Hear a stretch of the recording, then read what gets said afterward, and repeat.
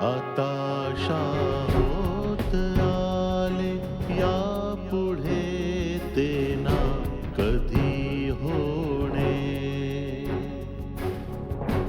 आता होत आले यापुढे ते ना कधी होणे. आता तरी मिळून सर्व बोला. आता तरी मिळून सर्व बोला. ना ऐसे ना पुन्हा होणे. हताशा होत आले यापुढे ते ना कधी होणे. विजय, विजय, मला तुमच्याशी महत्त्वाचं बोलायचं होतं. बोल. सरपंच या नात्याने सरकारकडून जो पगार मिळतो त्यातून जर काही पैसे माझ्यासाठी खर्च केले तर तुम्हाला आणि घरच्यांना काही हरकत नसेल ना? अगं, हरकत कशी असणार नाही? आज स्त्री आणि पुरुष एक समान आहेत, तुला माहित आहे ना? हो. मला एक सांग, जर स्त्रीचा नवऱ्याच्या पूर्ण संपत्तीवर हक्क असतो तर नवऱ्याचा का नसावा? आणि एक गोष्ट नीट आहे का सरपंच बाई, मी एक एक पैशाचा हिशोब घेईन, मग तुला काही वाटो. असं पतिदेव? मग तर तुम्हाला हेही आठवत असेल की लग्नात सप्तपदी चालत असताना भटजी सगळ्या शब्दावचनं नवऱ्यालाच का घ्यायला लावतात की त्याने त्याची सगळी मिळकत बायकोच्या हाती द्यावी. बायकोकडून असं वचन घेतलेलं मी नाही ऐकलं. हो हो, म्हणजे वरूनच गडबड सुरू झाली आहे. ते तर आहेच. तर मग ही चूक सुधारूया. एक काम करूया, उद्याच आपण एनजीओची मीटिंग बोलवूया आणि त्यामध्ये एक प्रस्ताव मांडूया की ज्या प्रकारे भटजी नवऱ्याकडून वचन वदवून घेतात तसंच बायकोकडून सुद्धा वदवून घ्यावं की तिने सगळे पैसे नवऱ्याला द्यावेत. नक्कीच, तुम्ही असंच करा. तुम्ही उद्याच मीटिंग बोलवून प्रस्ताव मंजूर करून घ्या. पण खबरदारी जरूर घ्या ठाकूर साहेब, नाहीतर प्रकरण उलटेल. कसं प्रकरण उलटेल? नवऱ्यासोबत न्याय होईल, त्यांना पैसे मिळतील, पैसे. चला तर मग याच निमित्ताने बिचाऱ्या बायकांचं सुद्धा भलं होईल. निदान त्या काम करून थकून भागून आल्या की नवऱ्या त्यांचे हात पाय दाबून देतील, स्वयंपाक बनवून त्याची वाट बघत बसतील आणि गरज पडेल तर कपडे सुद्धा धुवून देतील. बाईसाहेब, हे तर आधीपासूनच करतोय, काहीतरी नवं सांग. विजय, मी तुमच्याकडून रोज कपडे? मी एवढं गंभीर होऊन तुमच्याशी बोलते आणि तुम्ही माझं बोलणं हसण्यावरी नेताय. तुम्ही सांगा ना, घरच्यांची काही हरकत नसेल ना जर मी? अगं, यात विचारण्यासारखं काय आहे? तुझे पैसे मर्जीनुसार खर्च कर, आणि मला हे चांगलं माहिती आहे की तू योग्य ठिकाणीच पैसे खर्च करशील. दुर्गेश दादाचं कुटुंब फार कठीण परिस्थितीतून जात आहे. मी विचार करत होते की थोडेसे पैसे त्यांना पाठवून दिले तर त्यांच्या उपयोगी येतील. काय झालं, तुम्ही असे का पाहताय? विचार करतोय, तू कोणत्या मातीची खडलीस? ज्या दुर्गेशने तुझ्यावर खोटे आरोप करून तुला फसवलं, तू त्याचाच विचार करतेस? विजय, प्रत्येक व्यक्तीचा एक स्वभाव असतो. जर प्राणी आपला स्वभाव बदलत नाही तर आपण माणसं कसं बदलू शकतो? हे सुद्धा बरोबर आहे, बदलूही नाही. आता राहिला प्रश्न खोटे आरोप करण्याचा. विजय, खूप वेळा आपल्याला जे दिसत असतं ते तसं असतंच असं नाही. दुर्गेश दादांना मी लहानपणापासून ओळखते. त्याने असं का केलं हे काही मला समजलं नाही, पण प्रयत्न करते हे नक्की. आणि देवाची इच्छा असेल तर लवकरच स्पष्ट होईल की असं का झालं. Very good. तुला जे योग्य वाटेल ते कर. जिथे माझी गरज असेल तिथे मी नेहमीच तुझ्यासोबत आहे. तुमच्या मदतीशिवाय मी काहीच नाही करू शकत. हम्म हम्म हम्म बस बस झालं बाळा. आता जा बघून ये कौसल्याबाई झोपल्या आहेत की जागे आहेत. जा. मालक, मी काही बोलू? हं. वाटतंय बाईसाहेबांची तब्येत इथे बरी होणार नाही. शहरातल्या मोठ्या डॉक्टरला दाखवावं लागेल. अरे बाळा, मला सगळं समजतंय. तिच्या तब्येतीची काळजी मला सुद्धा आहे रे बाबा. या घरातली परिस्थिती सुधारली की तिची पण तब्येत सुधरून जाईल. आता जाऊन बघ जरा, झोपली आहे की जागी आहे बघ. जी मालक. हां? जी मालक. सुखी राहा.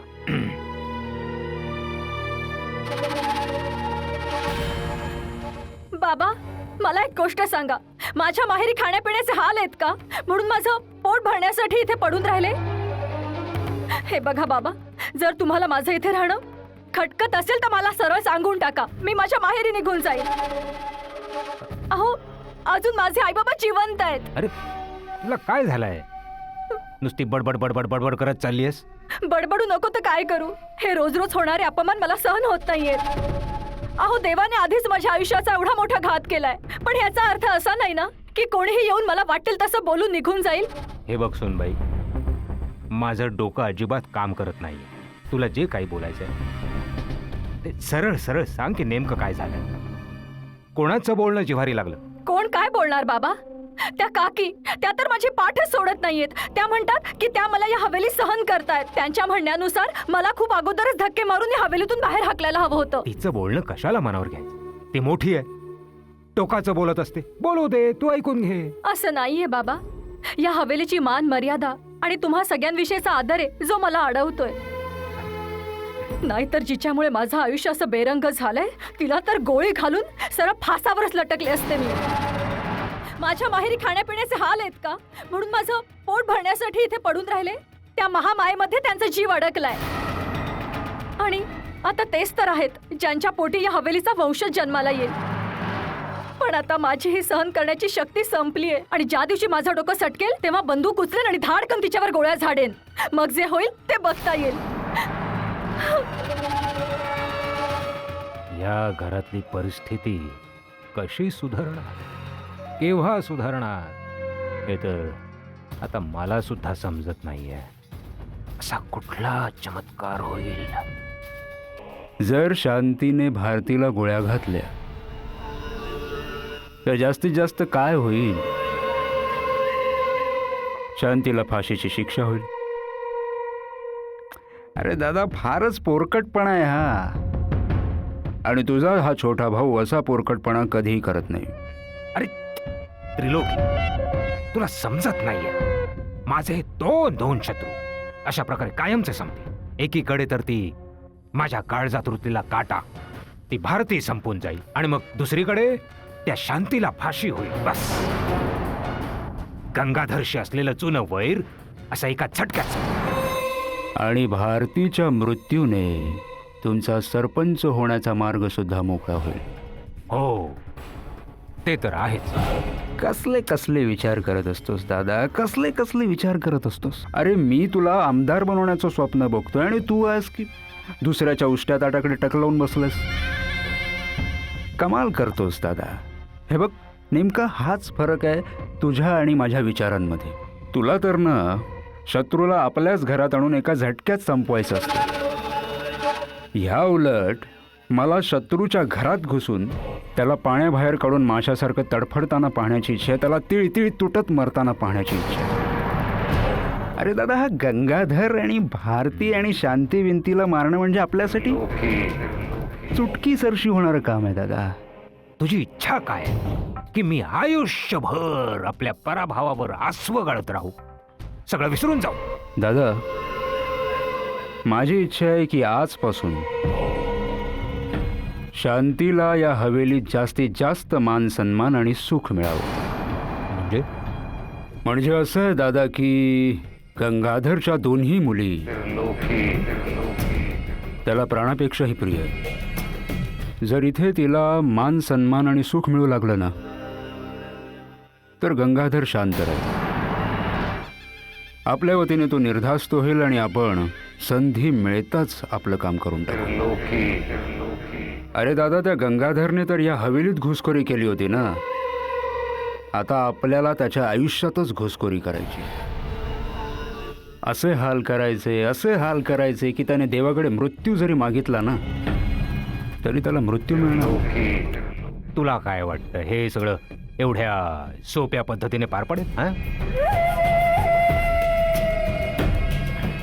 काय बोल त्रिलोकी, काय वाटतंय? दादा, हा. या लक्ष्मणावर थोडा तरी विश्वास ठेव. बघशीलच, लंका सुद्धा तुझी असेल आणि अयोध्या सुद्धा तुझीच राहील.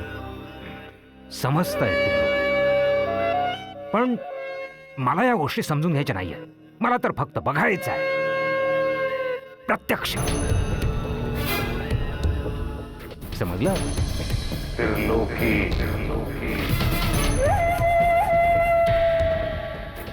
त्रिलोकीचं कारस्थान समजणं एवढं सोपं नाहीये दादा. मी जे करतोय किंवा पुढे करणार आहे ते तुझ्या डोक्यात एवढ्या लवकर शिरणार नाही. आणि जेव्हा डोक्यात शिरेल तेव्हा तू विचार करण्याच्या परिस्थितीत असशील की नाही याबाबत जरा मला शंकाच वाटते. डोळ्याची पापणी लवली आणि खेळ खलास. आई मला एक सांग, अशी किती दिवस अंथरुणात पडून राहणार आहेस? इथले जे डॉक्टर आहेत ना त्यांना तुला काय आजार आहे ते कळत नाहीये. अंदाजाने औषधोपचार चालू केलेत. माझ्याबरोबर मुंबईला चल. ते काही मला माहित नाही काय होतंय काय नाही. बस आता तर वाटतंय की सगळं बघून झालं. आता देवाने त्याच्याकडे बोलावून घ्यावं बस. हीच एक विनंती आहे, अजून काही नाही. आई तू हे काय बोलतेस? आतापर्यंत तू कुठलं सुख बघितलंयस? आता ते सुख बघण्याचे दिवस आलेत आणि तू आम्हाला सोडून जाण्याच्या गोष्टी करतेस. असं नको बोलूस आई, असा विचार सुद्धा नको करूस. अरे बाया, मी तर सहजच बोलले होते. अरे त्याचं काय ना, अंथरुणात लोळत पडले ना मग मनात वाईट विचार येत राहतात. बघ ना, आधीपेक्षा तर की तब्येतीत सुधारणा झाली. सुधारणा झाली? तुझा चेहरा बघितला आहेस का? तू माझं जरा ऐक. मुंबईत माझ्या ओळखीचा एक मित्र आहे, तो खूप चांगला डॉक्टर आहे. मी त्याच्याशी बोललोय. प्लीज आपण जाऊया. मला नाही जायचं मुंबईला वगैरे. त्या डॉक्टरच्या लाल पिवळ्या गोळ्या मी नाही खाऊ शकत. जर माझ्यावर उपचार करायचे असतील ना तर आयुर्वेदिक डॉक्टरांकडे घेऊन चल. मी यांना सुद्धा किती वेळा सांगितलं, पण या घरात माझं म्हणणं कोणी ऐकतच नाही. सगळे ऐकतील आई, कोण तुझं ऐकत नाही? आणि दुसरी गोष्ट, आजकाल जंगलं तोडली जातात, जडीबुटी सुद्धा खरी नसतात. आई तुला माहिती आहे, आयुर्वेदवाले सुद्धा ॲलोपॅथिक औषधं मिक्स करून विकतात. बस झालं आता, जास्त नको शिकवूस. भारती मला सांगत होती की हरिद्वारला ना एका बाबाजींचा आश्रम आहे. ते स्वतःच ना जडीबुटी शेतात पिकवतात आणि औषधं बनवून देतात. मला त्यांच्याकडे घेऊन चल. मी खरं सांगते, 10 दिवसात खडखडीत बरी होईन. भारतीच या घरात सगळ्यात समजूतदार आहे, बुद्धिमान आहे. शेवटी तुझी सून आहे ना. ते नाही माहिती मला. मी उपचार घेईन ते फक्त आयुर्वेदिक डॉक्टरांचेच असते. ठीक आहे, तू जसं म्हणशील तेच आपण करू. पण मुंबईला जाऊन आपण चेक तरी करून घेऊया. हे तर कळेल की आयुर्वेदाने तुला बरं वाटेल की नाही. आणि तसं जर होणार असेल तर त्याच दिवशी हरिद्वारला निघून जाऊया. ठीक आहे? हरिद्वारला नेशील ना? नक्की. मग ठीक आहे, जाऊया. मला सगळं दिसतंय. तुमचा सूर अगदी बदलत चाललाय. मला वाटतं भांग भिंग प्यायला सुरुवात केली आहे. आज बोलताय की शांतीवर रागावू नकोस. उद्या बोलाल सरपंच भारतीचे पाय धुवून पाणी पी. आणि हे सगळं करायला हवेलीत आलोत का? मला या हवेलीची मोलकरीण बनवून ठेवा. मला कधी कधी तर वाटतं सगळ्यात आधी तुझं मुंडकं कापून गंगेत विसर्जित कर आणि नंतर बाहेरच्या लोकांकडे लक्ष द्यावं. इथे कोण कोणाचा शत्रू आहे हेच मला कळत नाही. ज्योतीला आपल्या बापाचं सूड उगवायचंय, शांतीला आपल्या नवऱ्याचं सूड उगवायचंय. तुम्ही काय काय बोलतात मला तर काहीच कळत नाहीये. शंकर सिंगला ज्योतीच्या बापावर आणि भारतीवर सूड उगवायचं आहे. भारती चिंतेत आहे तर विजय सिंगच्या गळ्याखाली घास उतरत नाही. काहीच कळत नाहीये. याचा अर्थ हा आहे की ज्याला जसं वागायचंय तसं वागू द्या आणि आपण तोंड बंद करून गुपचूप सगळा तमाशा बघूया. गप्प बसून तमाशा बघण्याने जर आपलं काम होत असेल ना तर विनाकारण मेहनत करण्याने ताजमहल सुद्धा मिळणार नाही. तुला काय वाटतं? गंगाधरला इथे काय घडते हे माहीत नसेल? हवेलीतल्या प्रत्येक हालचालीवर लक्ष ठेवून येतो. आता जर ज्योती आणि शांतीला आनंदी ठेवण्याने आपण गंगाधरच्या बाजूने निश्चिंत होतोय तर काय हं? आणि तसंही ज्योती आणि शांती आपल्या शत्रू थोडीच आहे. हं? जर त्यांच्या मदतीने आपलं काम होत आहे तर त्यात हरकत काय? तू थोडा आपल्या जिभेवर ताबा ठेव आणि जास्त बडबडायची गरज नाहीये. तुम्ही काय सांगताय? माझ्या डोक्यात काही शिरतच नाहीये. मी हे सांगतोय की आजपासून तू ना ज्योतीवर ओरडायचंस ना शांतीवर ओरडायचंस.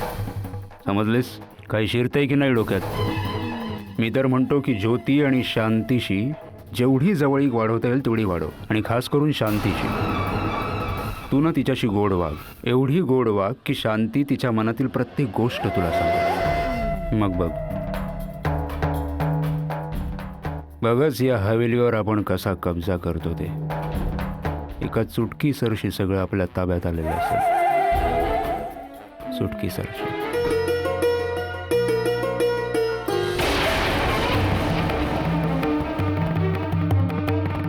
तुला किती वेळा सांगितलं की जेवण बनवू नकोस? तुझ्या कानात शिरत नाही का? काकी जेवण कुठे बनवलं? मी तर साफसफाई करते, भांडी पुसते. भांडी अशी पुसली जातात का? हा, याला स्वच्छता म्हणतात? काकी ते ताट धुवून ठेवलंय, अजून पुसायचंय. जीभ तर अशी चालते कैची सारखी. सगळी भांडी 5 मिनिटात स्वच्छ झाली पाहिजेत. बघते मी दिवसेंदिवस काम चुकार होत चाललीयेस. घरचं काम करण्यात मनच लागत नाही. बस इकडून तिकडे सरपंचगिरी करत फिरतेस. नाही काकी, अहो असं काहीच नाहीये. काकी तुम्हाला एक गोष्ट विचारू?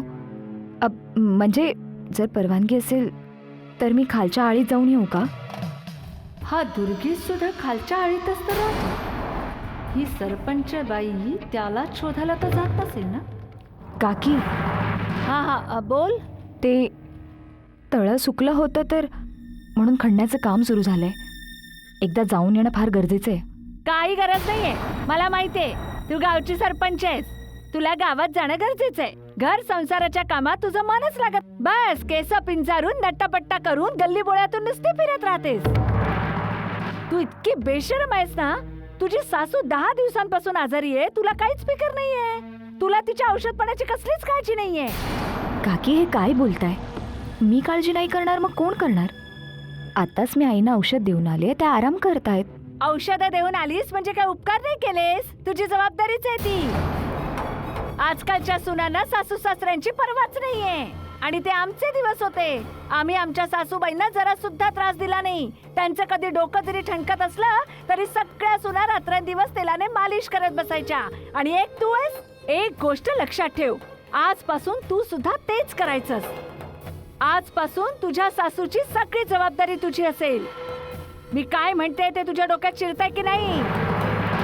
जोपर्यंत कौशल्यताई पूर्णपणे बऱ्या होत नाहीत तोपर्यंत त्यांची सेवा करण्याची तुझी जबाबदारी. रात्रंदिवस तू त्यांच्या सोबत राहायचं.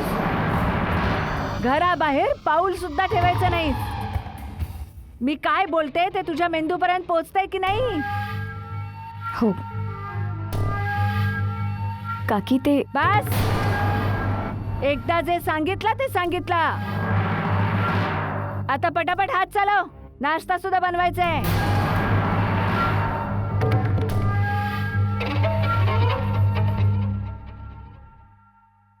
नमस्कार करते काकी. ही तर उलटी गंगा वाहते. काकी आशीर्वाद नाही का देणार सुनेला? हो हो, का नाही देणार. सुखी राहा सुनबाई, सुखी राहा.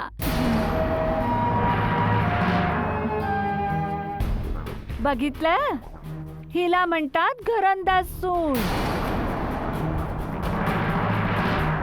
ठाकूर घराण्यातली आहे ना, ही रीतभात तुला काय कळणार?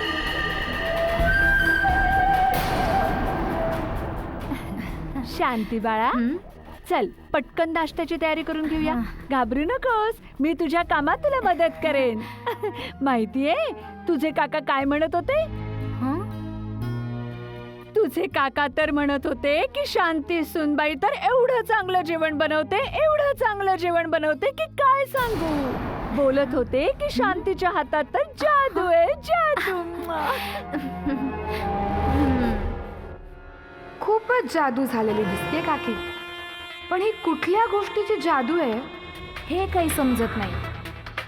जिच्या तोंडून आजपर्यंत काटे सोडून काही निघालं नाही, तिच्या तोंडून आज फुलांचा वर्षाव होतोय. कुठेतरी पाणी मुरतंय. आता होत आले, या पुढे ते ना कधी होणे. आता तरी मिळून सर्व बोला, आता तरी मिळून सर्व बोला ना ऐसे